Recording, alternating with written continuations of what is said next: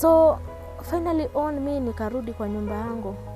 When I went back to my house now, I remember because I delivered my baby in the month of July. So this, and remember I went through CS. So imagine hii drama yote inafanyika wakati nimefanywa operation ya kuzaa. So August ikielekea kuisha, I think it was 31st of August hapo. My mom had a very bad accident. And I had to go home now because we are just two in my family, my sister and I. So when I left, let me tell you what happened within that week now. I started confronting this lady because now she would post pictures of my husband in her status. And I would see. And I have like a small baby. My mom is dying in the hospital. And then, okay, my firstborn was left with my husband in the house. So nimebeba mtoto wangu ule mdogo. My sister now is the one who is taking care of my mom in the hospital, and I'm the one nimebaki saa kwa boma. So that lady akaanza kupost picha, like anaweka kwa status ka picha. Alianza kuweka na mkono nusu. So naangalia naona hiyo shati ni ya bwanangu. But I kept calm.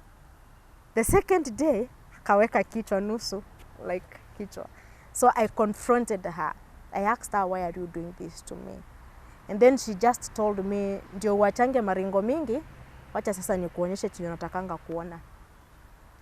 And then she sent me pictures of her in my house, in my bed, with my husband, together of them. Wakuwa mepiga ma selfies and all that. And also in the kitchen, doing the wifely duties in my house. Even I can't remember how I reacted because it's like I fainted, by the way. I was home alone. And then by the time niamke ilikuwa kaenda jioni.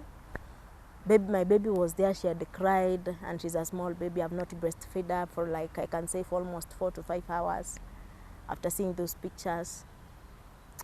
But I gained the courage now after nimeamka. I started sending these pictures now to people. Yeah, because I just needed someone to see what is going on. I sent them to my auntie. I sent them to my friends. And let me tell you something. I thought some of my friends would support me, but they were laughing at me, actually. And then the last person I called was my mom now. And imagine my mom is in the hospital. She's in the hospital. She has lost both her legs, her hands. And I just call her. I tell her, Mom, this is happening to me. Larry has been cheating on me, blah, blah, blah. And my mom told me, Esther, I'm in the hospital. I'm in the hospital. And I remember talking to my husband and my husband telling me that, sasa wewe umeenda kukaa nyumbani ati umeenda kuangalia mama yako. Sasa mama yako akona watu wa kwao pia. Akona watu wa kwao. Wewe rudi kwa ndoa yako. Wacha kushinda ukinipigia kelele ukiniambia ati nahanya. Na plus unajaibisha.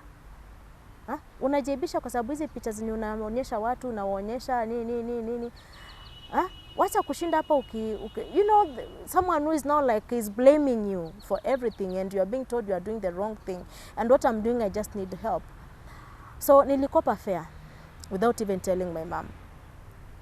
Kaeka mtoto hapa. Karudi Nairobi. When I came to Nairobi, that night, my husband and I, it was not good. I can say it was not good because actually tulipigana for the first time. Actually hata sikuwa nakumbuka kama niko na CS. The following morning aliniambia tuwe toka enda. And I never wanted it to end like that. Now I contacted our first spiritual parents, the church that we used to go at first, and they came in the house and he was told to sameane, blah, blah, blah. At first it was a bit difficult, but after our spiritual parents made him to understand that this girl, she's going through a lot. And he was like, it's okay, nimemsamea. But ile kusamea ya na kusamea urudi nyumbani kwenu niendelee na maisha yangu na mrembo wangu. So I went back home. And that woman, she now inboxed me and she told me, Aja, walikuwa nafikiria ukikuja ndio mambo itaisha. You know, she was, I don't know what was pushing that lady. And by the way, I never mentioned to you that after my mom had an accident, after I left home, after I left my house to go home, my husband came to see my mom with the church together with the lady. So that lady confessed to me that tumekuja tumeona mama yako na by the way aki anakaa nikaa atakufa. She was very provoking. It's like she wanted me to die or something.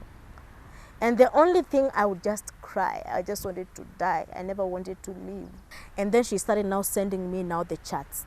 That jana usiku wakati ulipiga fulani, wakati mlipigana ukamuuma mali fulani, nilimwambia chenye atafanya. So now she's sending the chats of, you know, the screenshots of the chats between her and my husband. And now that is the moment I realized that for real I'd lost my marriage completely. And remember, I'm a girl who grew up without even dating. I was never exposed to men. I would look at my husband and would just feel like, this is not what I really wanted in my life. Like, you're not the man that I used to love. Like, we can't be. Yes, we are here, but I remember one day telling him that you are like a brother and a sister. And then he told me that, leave my house. Then I was like, I've been waiting for this moment because I never wanted to go. So I've always waited for that moment to tell me, leave. So I'm leaving. And for him, I think it was like putting it as a joke. But I really waited for him to tell me, leave. I was tired, I was suffocated, I was already depressed. I hated the whole thing, and I left.